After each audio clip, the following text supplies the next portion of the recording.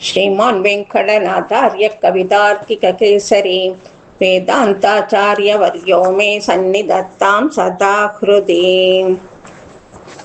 त्वत्प्रेयसश्रवणयोरमृतायमानां तुल्यां त्वदीयमणिनूपुरसिञ्चितानां गोदे त्वमेव जननी त्वदविष्टवार्हां वाचं प्रसन्नमधुरां मम संविदेहि. பேர்பட்ட ஆண்டாள் அனுகிரகம் பண்ணணும். ஸ்ரீ தேசிகன் கோதாஸ்துதியில ஸ்ரீ ஆண்டாளை எப்படியெல்லாம் கொண்டாடுறார் அப்படின்னு இந்த அவதரிச்ச இந்த ஆடி மாசத்துல நம்மளும் அனுபவிப்போம். அதற்கு ஆச்சாரியனும் ஆண்டாளும் நமக்கு அனுகிரகம் பண்ணணும். ஆண்டாள் ஒரு அற்புதமான பக்தை. எம்பெருமான் கிட்ட நம்ம எப்படி பக்தி பண்ணணும் அப்படிங்கிறத நமக்கு காட்டி கொடுத்தவள். எப்படி படிக்க படிக்க திகட்டாத, நெஞ்சில நினைக்க நினைக்க திகட்டாத பாசுரங்கள் எல்லாம் நமக்கு கொடுத்து எம்பெருமான் கிட்ட எப்படி பக்தி செலுத்தணுங்கிறத நமக்கு காமிச்சவ. அது மட்டும் இல்லாம தன்னுடைய அன்பாலேயே எம்பெருமானையும் கட்டி போட்டவள். அதுவும் இல்லாம எல்லாருடைய கர்மத்தையும் எம்பெருமான் கட்டி போடுறான். கர்ம அனுகுணமா நம்ம எல்லாரையும் அவன் கட்டி போடுறான். ஆனா ஆண்டாள் என்ன பண்ணினா, தான் சூடி களைஞ்ச மாலையாலேயே எம்பெருமான கட்டினவள். அப்படி ஆண்டாள் பகவான் கிட்ட நமக்கோசரம் பரிஞ்சு நமக்கு அனுகிரகம் பண்ணணும்னுட்டு எம்பெருமான் கிட்ட புருஷகாரம் பண்ணினவ. அவளே அவரை பிராயம் தொடங்கிய துவரை பிரானுக்குன்னு தன்னை சங்கல்பிச்சுன்றவா.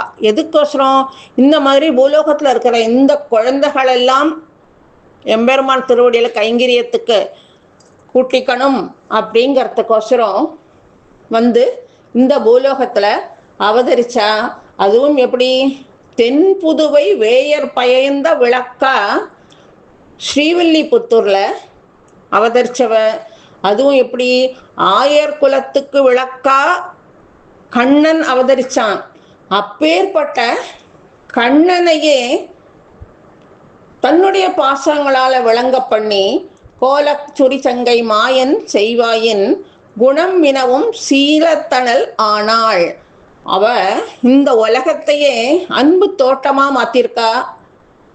கண்ணனை வாரணமாயிரம் அப்படிங்கிற பாசுரத்தால கனவுல கண்டது மட்டும் இல்லை, அதை நனவாகவே நிகழ்த்தியும் காமிச்சவள். அப்பேற்பட்டவள் ஆழ்வார்கள் தன் செயல விஞ்சி நிற்பவள், பிஞ்சாய் பழுத்தவள். அப்படி இன்னும் ஸ்ரீ மணவாள மாமுனிகளும் கொண்டாடுறார். ராமானுஜருக்கு கோதநாச்சியார்கிட்ட இருந்த அசாதாரண பரிவும் பாசமும் எப்படிங்கிறத அமுதனார் சொல்றார். அரங்கர் மௌலி சூழ்கின்ற மாலையை சூடி கொடுத்தவள் தொல் அருளால் வாழ்கின்ற வள்ளல் அப்படின்னு. வேயர் புகழ் வில்லிபுத்தூர் ஆடிப்பூரம் மென்மேலும் மிக விளங்க தூய திருமகளாய் வளர்ந்து அரங்கனார்க்கு துழாய் மாலை முடிசூடி கொடுத்த மாது அப்படின்னு நம் ஸ்ரீ தேசிகனும் ஆண்டாளை கொண்டாடுறார். அப்பேற்பட்ட ஆண்டாளை தான் சேவிக்கணும் அப்படின்னுட்டு ஸ்ரீவில்லிபுத்தூருக்கு வராராம். அப்படி அவர் ஸ்ரீவில்லிபுத்தூருக்கு வந்த பொழுது ஒரு திரையோதசி அன்னைக்கு அவர் மௌன விரதம் இருக்கார். அப்படி மௌன விரதம் இருக்கிற பொழுது நம்மளால போய் மங்களாசாசனம் பண்ணணுமே, சரி சாயந்தரமா நம்ம போய் பண்ணலாம் அப்படின்னுட்டு ஸ்ரீவில்லிபுத்தூர்ல தான் இருந்த அந்த கிரகத்துல இருந்துட்டு இருக்கார்.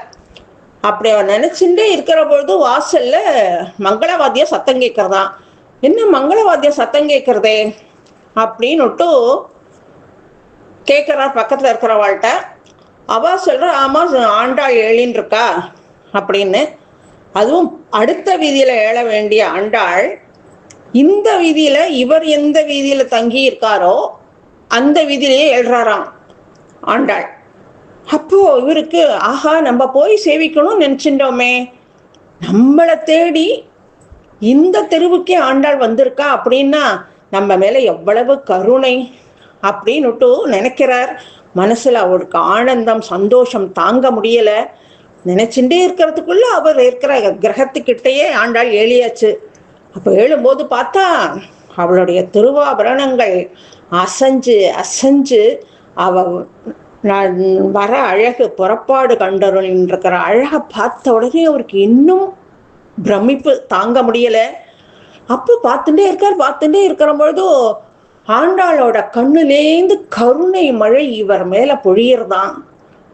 கருணை மழை பொழிய பொழிய இவருக்கு கண்ணீர் மழையா வந்துட்டு இருக்கு ஆனந்தத்துல. அப்போ நம்மளை தேடி வந்திருக்கா ஆண்டாள், ஆண்டாளுக்கு நம்ம பாசுரம் சேவிக்கணும், சோஸ்திரம் பண்ணணும் ஆண்டாளை நம்ம அப்படின்னு நினைக்கிறார். சரி, 30 சோஸ்திரம் பண்ணலாம் அப்படின்னு நினைக்கிறார்.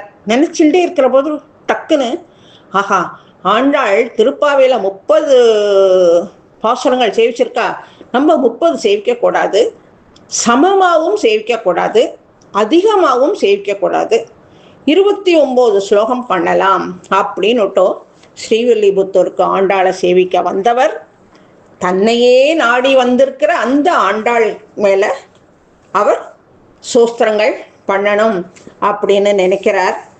எப்படி 29 சோஸ்திரங்கள் சேவிக்கிறார். சூடி கொடுத்த நாச்சியாருக்கு, அந்த நாச்சியாருக்கு அந்த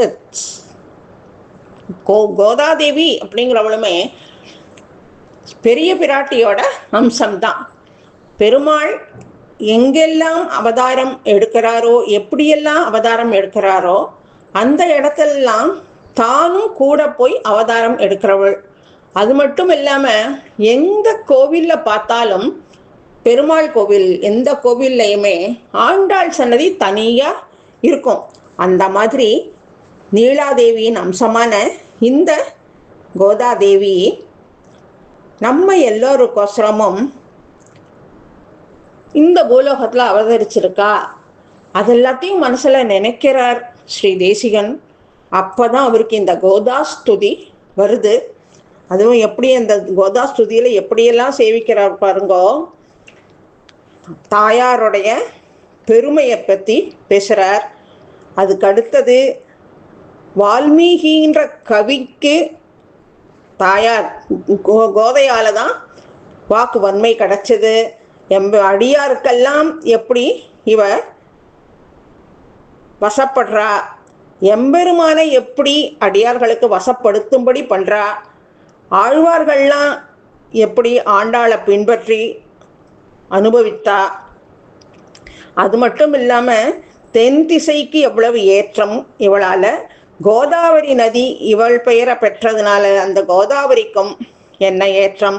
அதை தவிர்த்து தோழிகளுடைய இவளுக்கு தோழிகள் எல்லாரும் இவளை எப்படியெல்லாம் கிண்டலா பேசுறா, நகைச்சுவையா பேசுறா அப்படிங்கிறதும், இவளுடைய சுயம்பரத்துக்கு வண்டுகள்லாம் மங்களவாத்தியம் பண்றதாம். அது மட்டும் இல்ல, இவள் சூடின்ற மாலைய திருவரங்கத்து எம்பெருமான் எப்படி இதை சூடிண்டு அதுக்கு அவ்வளவு சந்தோஷப்பட்டுருக்கான். மாலை மாத்திர வர்ணனை இவளுடைய அருளால பழைய அரசர்கள் எல்லாரும் எப்படி அரசாண்டுருக்கா அப்படிங்கிறதும், தான் நம்மள மாதிரி இந்த பூலோகத்துல இருக்கிற இந்த சேதனர்கள் எல்லாரும் எம்பெருமான அடையணும் அப்படிங்கிறதுக்கோசரமே தான் இந்த பூலோகத்துல பூமாதேவியா அவதரிச்சு வராக பெருமான் கிட்ட நமக்கோசரம் பரிந்து பேசி எம்பெருமானும் ஸ்திதே மனசி சூஸ்வஸ்தே அந்த ஸ்லோகத்து பிரகாரம் என்னை யார் சரண அடையிறாளோ அவளுக்கு நான் நற்கதியை கொடுக்குறேன், மோட்சத்தை கொடுக்குறேன் அப்படின்ட்டு நமக்காக பரிந்துரைச்சு புருஷகாரம் பண்ணி சரணாகதியை பின்பற்றும்படி நமக்கும் அனுகிரகம் பண்ணியிருக்கா. அப்பேற்பட்ட இந்த கோதாஸ்துதியை இந்த ஆடி மாசம் நாமும் ஸ்ரீ தேசியன் எப்படியெல்லாம் வர்ணிச்சிருக்காரோ அதில் துளி நம்மளும் அனுசந்தானம் பண்ணுவோம், மேற்கொண்டு பார்க்கலாம். கவிதார்க்கிக சிம்ஹாய கல்யாண குணசாலினே ஸ்ரீமதே வெங்கடேசாய வேதாந்த குரவே நமஹ.